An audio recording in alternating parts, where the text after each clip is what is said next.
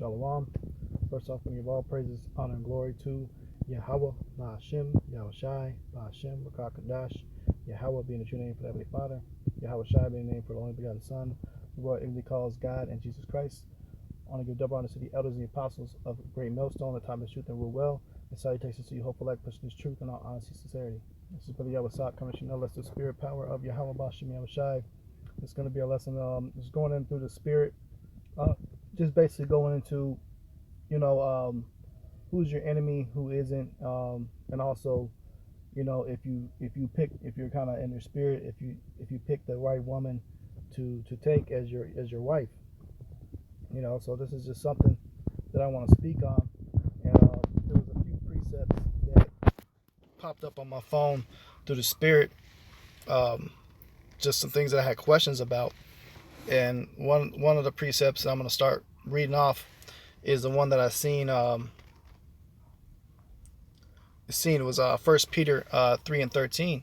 It says, "And who is he that will harm you if you be followers of that which is good?"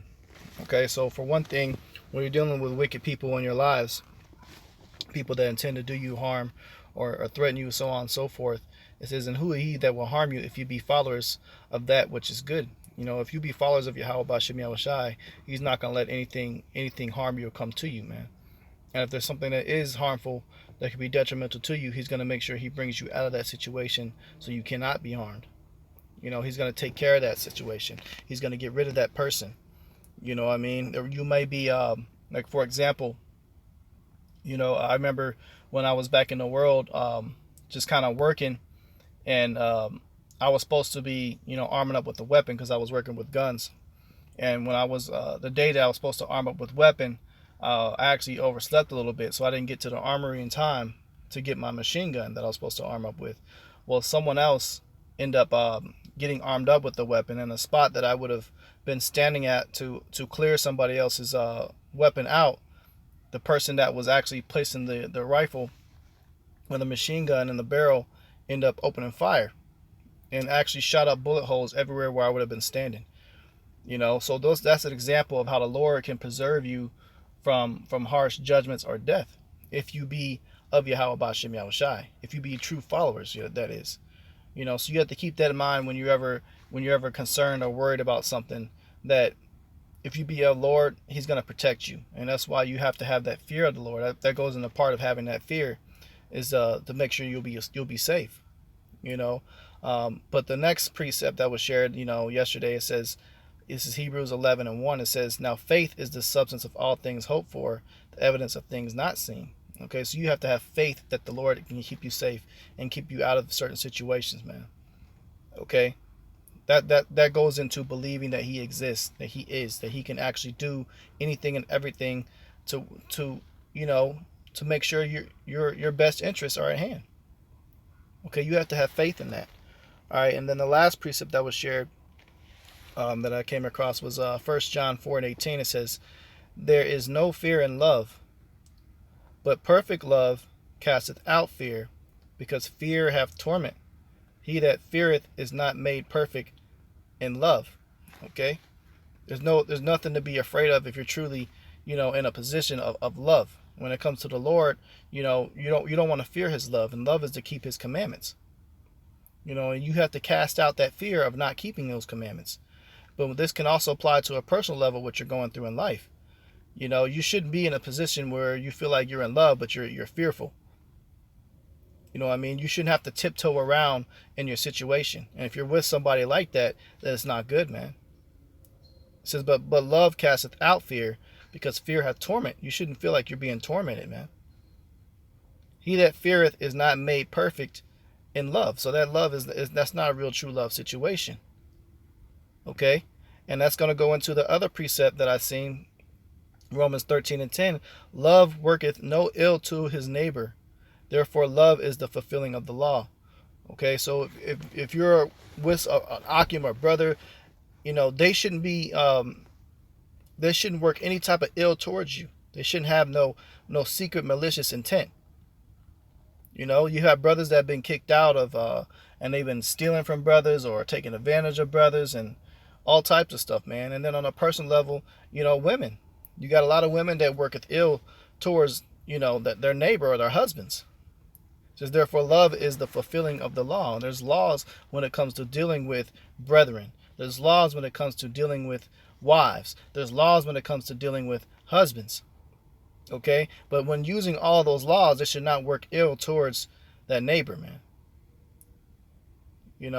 So with that in the spirit, those are some things that I came across, and I thought it was spiritual from the current situation, things that I'm going through. But I'm gonna read some more precepts that I put together too, in the aspect of dealing with wisdom and taking correction, and dealing with people that may be wicked, that's not for you. Okay. All right. So this is Proverbs 24, verse 6. It says, "For by wise counsel thou shalt make thy war, and in multitude of counselors there is safety." You have to take wise counsel. Take the advice of your elders when dealing with situations, man. Always trust the spirit as well, but you need to use the combination of two and be in balance, so you can weed out what may be tempting you. You may be getting signs. You're thinking, oh, maybe this might be a sign from Yahweh Ba'Shem Yahushai, but really it could be Satan tempting you. So, but if you use the wise counsel as well as the spirit, with wisdom, then you can make the right decisions. Okay, that's how you stay safe. It says, wisdom is too high for a fool. He openeth not his mouth in the gate. Okay, wisdom is something that's very special to have. But when it comes to fools, they can't accept wisdom. They can't accept correction. They're not wise. They make irrational decisions, spontaneous decisions off the jump without thinking things through. They act first before they think. They let their emotions get a hold of them. You don't want to use that. You got to use wisdom. It says, "He that deviseth to do evil shall be called a mischief person." Okay, so a person that does not take the counsel that you give them, and they go and do all these irrational mistakes and make these poor decisions, then they're considered a mischievous person. And especially if you're dealing with a woman. If you're dealing with a woman and she's not taking the counsel you have given to her, she's not taking the instructions, she's not submissive, she's being constantly contentious, then that's a mischievous person. That's a red flag. Okay? Let's go some more precepts here. This is 1 Peter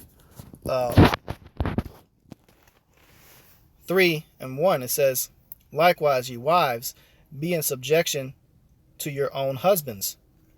Okay? They're supposed to be in subjection to you. Your woman is not supposed to be submitting authority over you, telling you what to do, thinking that she can do anything and everything to you. She shouldn't feel like she has you wrapped around her finger.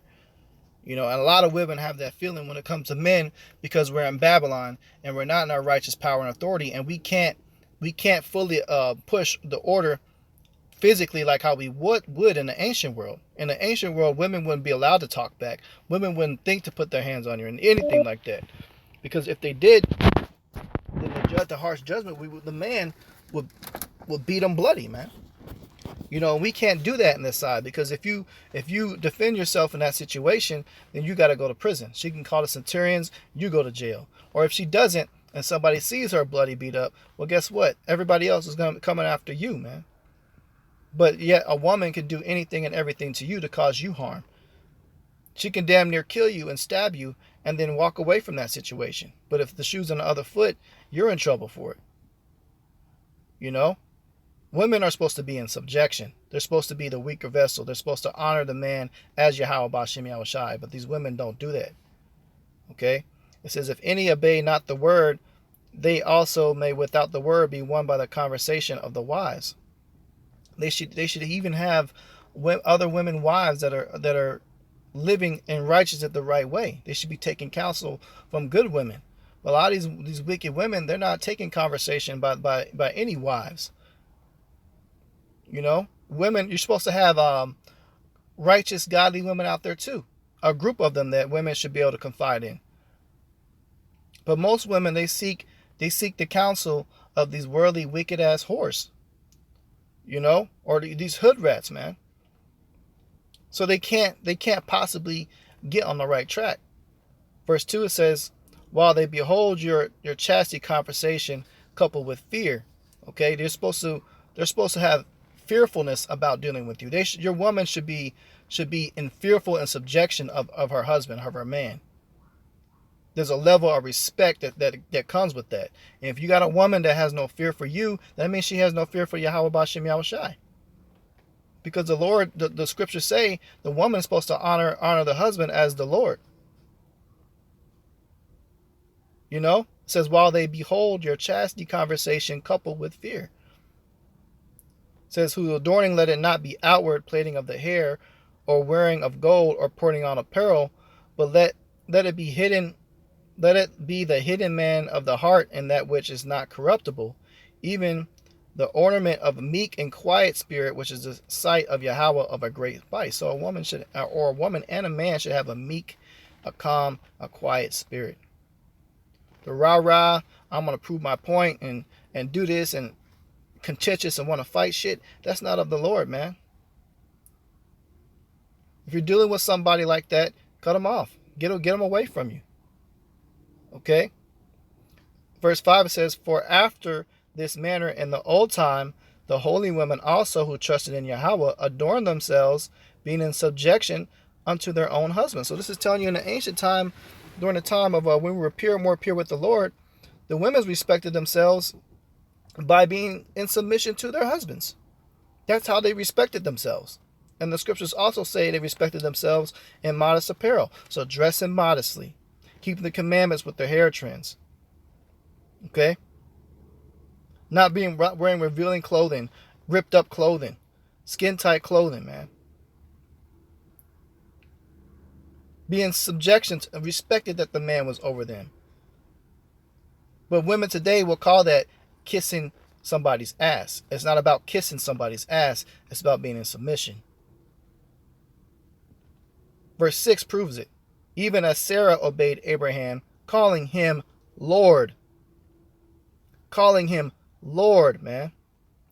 Whose daughters ye are, as long as ye do well, and are not afraid with any amazement. You should not be afraid with any amazement to be a subjection unto a man, a righteous man. And even if you're dealing with a man, period, that's your husband, you're still supposed to be in subjection, even if he ain't righteous, because you guess what? That's your husband, man.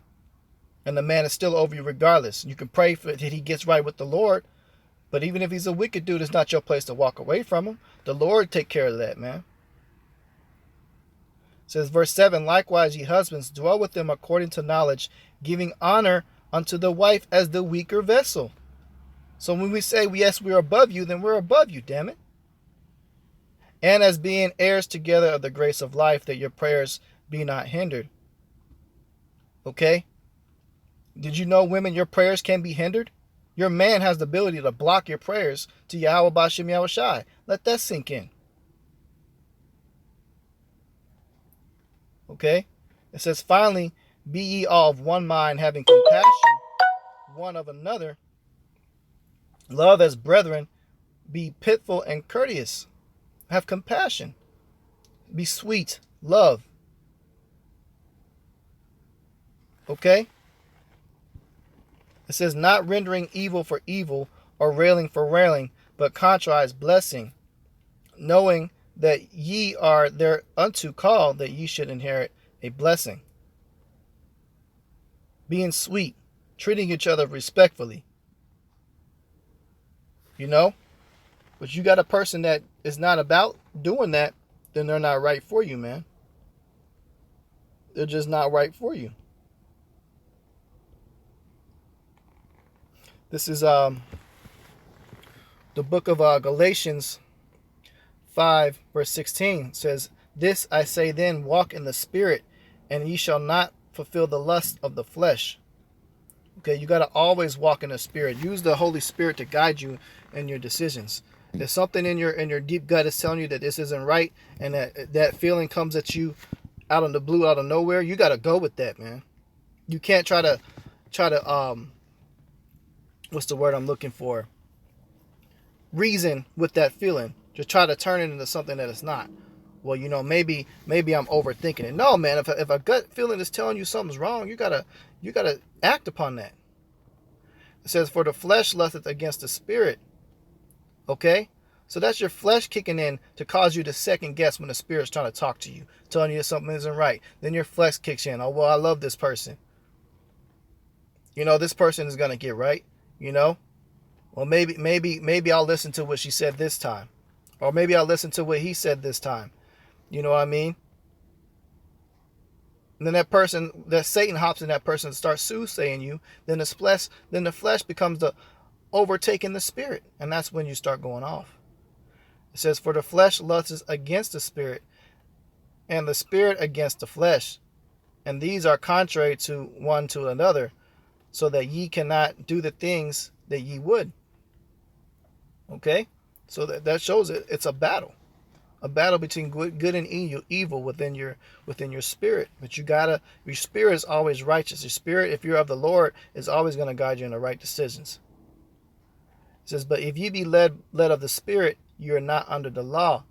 Now the works of the flesh are manifest, which are these: adultery, fornication, uncleanness, lasciviousness, idolatry, witchcraft, hatred, variance, emulations, wrath, strife, seditions, heresies, envyings, murders, drunkenness, revelings, and such like, of the which I tell you before, as I have also told you in time past, that they which do such things shall not inherit the kingdom of Yahweh.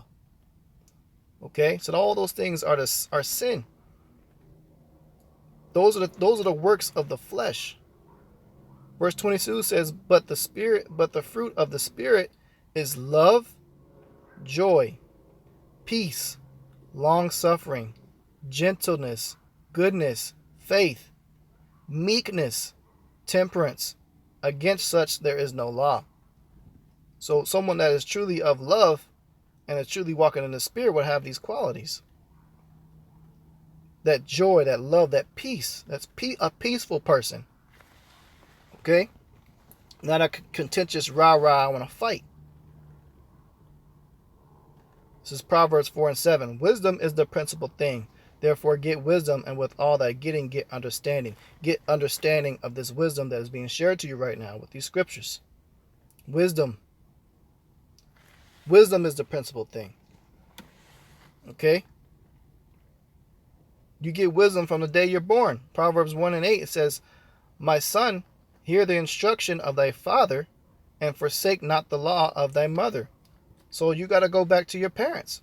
If you got parents that's in your life, your mother and your father, you got to take that instruction. They'll give you instruction and guidance on what you're supposed to do and who you should deal with and who you really shouldn't. If you're trying to pick and choose a wife or a husband or whatever it is, man. Hear the instruction. Don't forsake that instruction. And your spiritual fathers are the men that's teaching this truth. Yahweh Ba'ashem Yahweh Shai. Those are your parents too. Their instruction really should come first. So hear their instruction. Forsake not the law of thy mother. Okay?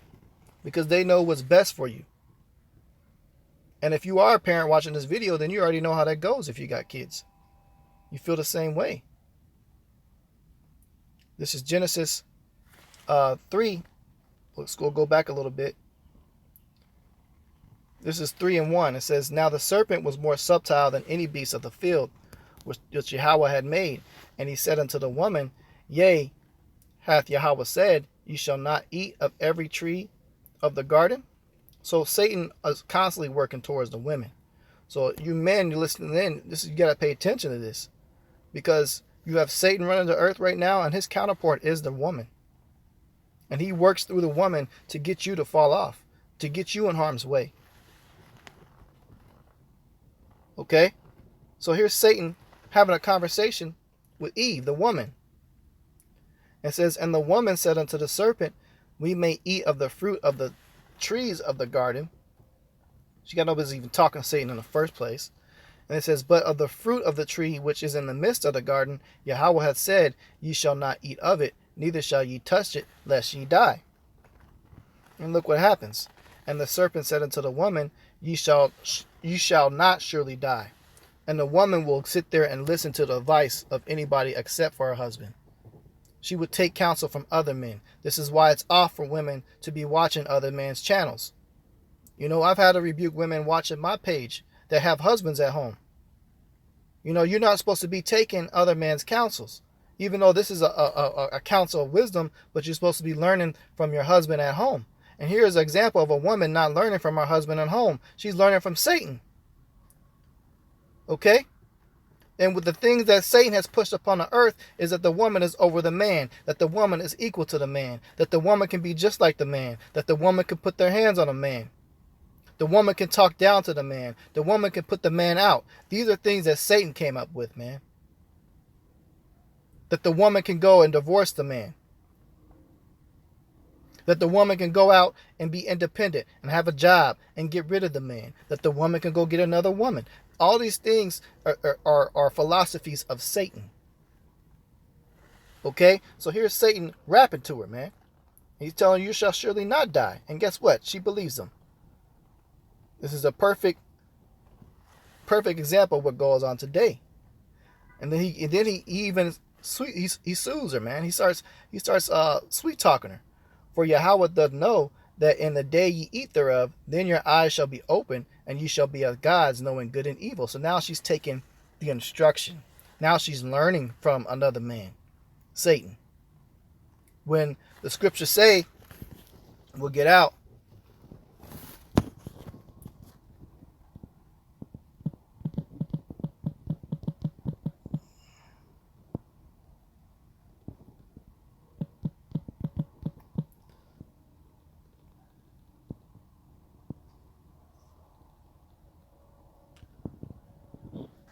okay? 1 Corinthians 14:34 says, let your woman keep silence in the churches, for it is not permitted for them to speak, but they are commanded to be under obedience, as also saith the law. And if they will learn anything, let them ask their husbands at home, for it is shame for the woman to speak in the church. Okay, so if she's learning anything, learn from her husbands where? At home.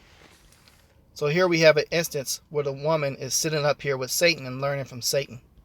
Learning from another man. Okay, and he's rapping to her, and she's believing everything that he's saying. She's learning from him. So she's like, oh, really? Is that true? And this applies today, man. You're dealing with women that's so caught in the truth. They'll come up, they'll be starting to send you videos of other breakdowns of shit that they found on YouTube or this channels, whether it be the stupid flat earth bullshit, all types of stuff, man. That's Satan rapping to the woman, putting bullshit in her head when she's supposed to be learning from you. You know? And so today the woman does the exact same shit. It's the same shit, different toilet, man. She thinking she's as gods, knowing good and evil, by accepting the advice of Satan to eat the forbidden fruit. Well, the forbidden fruit is symbolic of sin, man. Going against the Lord. And look what happens, Genesis 3:6. And when the woman saw that the tree was good for food, and that it was pleasant to the eyes, a tree to be desired to make one wise. So when she does something that's making her feel smart, feel educated, think she knows something, right? That it was pleasant to the eyes, and the tree to be desired to make one wise, she took of the fruit thereof and did eat. So that means she accepted the teachings that Satan gave her, accepted the philosophies. And what this does, it causes strife and contention with the husband at home, because she no longer respects him as being her teacher, her support, her leader, because she wants to accept somebody else. And today that's a so-called white man and any other man other than who she's dealing with. She took the fruit thereof and did eat, and gave also unto her husband with her, and he did eat. She took that knowledge, soaked it in, and then gave it to the husband. Hey, accept this. You know, and then he made a mistake of accepting the knowledge that she gave him, which was lies from the get-go. So there was no truth in that, and then that caused them to be judged. It says, and the eyes of them were both open, and they knew that they were naked, and they sewed fig leaves together and made themselves aprons, man. Okay? So that's an example of somebody that's not you're dealing with in the right spirit that can lead you down to get fucked up out here, man. You got to be real careful. This is Ecclesiastes 25 and 26. If she go not as thou wouldest have her, cut her off from thy flesh and give her a bill of divorce and let her go. Okay? So if you're dealing with a woman, she can't get an order. She can't get with the program. She can't respect you. Give her a bill of divorce. Let her go. You know, it's time to kick rocks, break ties, which you have to do. Okay? If it gets that bad, now, you know, you do have to honor the woman as the weaker vessel. You know, so you do have to have some patience. I'm not saying that every woman you come across with is going to be perfect. You may even come across a decent one, but you're going to have some trouble in the flesh with that. But if she's willing to overcome that trouble in the flesh, she's willing to take heed of your correction, then you got you a good one. You know, she's striving to do better. She's changing within herself, but she's not changing. She's still steady contentious. You know, if she's contentious and you can't get no peace, you know, give her that bill of divorcement, let her go. Okay, she has to be a subjection and submission unto you, and you can only deal with that for so long. This is Proverbs 21 and 9. It says, "It is better to dwell in a corner of a housetop than with a brawling woman in a wide house." A brawling woman is a woman that fights, man. That fights and argues physically and verbally. Okay? It says it's better to dwell in a corner of a housetop. So it's better to dwell on the top of a roof, at the corner, in the rain, than to be with a woman in a house that's brawling and wants to fight you, man. If it gets to that point, you gotta let her go. The scriptures is telling you, hey, it's better to dwell outside and deal with that. So what does that mean? Kick that bitch to the curb, man. There's nothing else to be said when it comes to that. Okay, because a good woman ain't going to do you like that. Proverbs 31 and 12, she will do him good and not evil all the days of her life. A wicked woman will do you evil repeatedly, over and over and over again, do you wrong. Talk to you any kind of way. Degrade you. Embarrass you, man. You got to be able to pinpoint that, okay?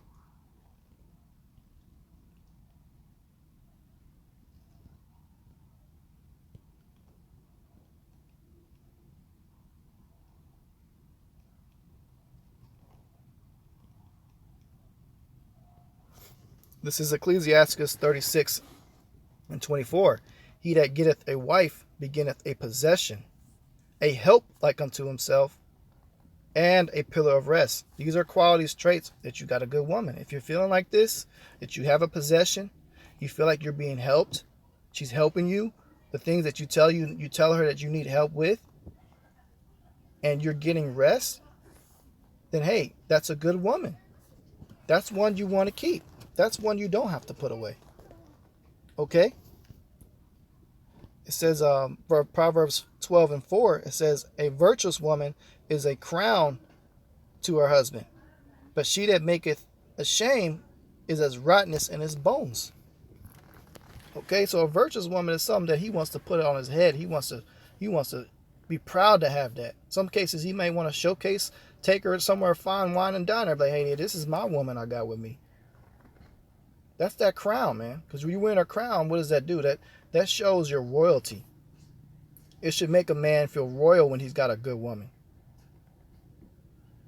But she that maketh ashamed is rottenness to his bones. You know, the one that ashames him makes him walk around with his head down.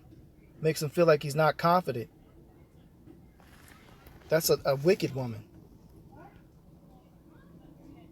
You know?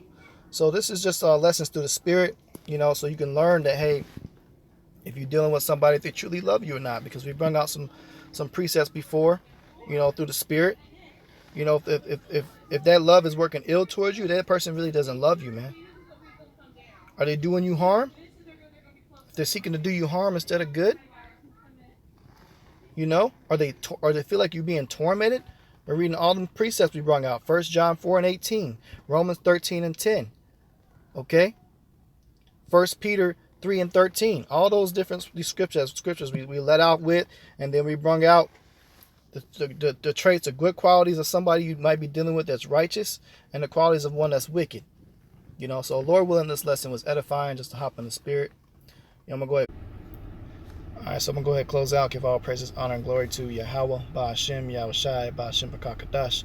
Double honors to the elders and the apostles of Great Millstone, on time of his truth and will well. And salutations to you, hopeful like pushing this truth in all honesty and sincerity. Shalom.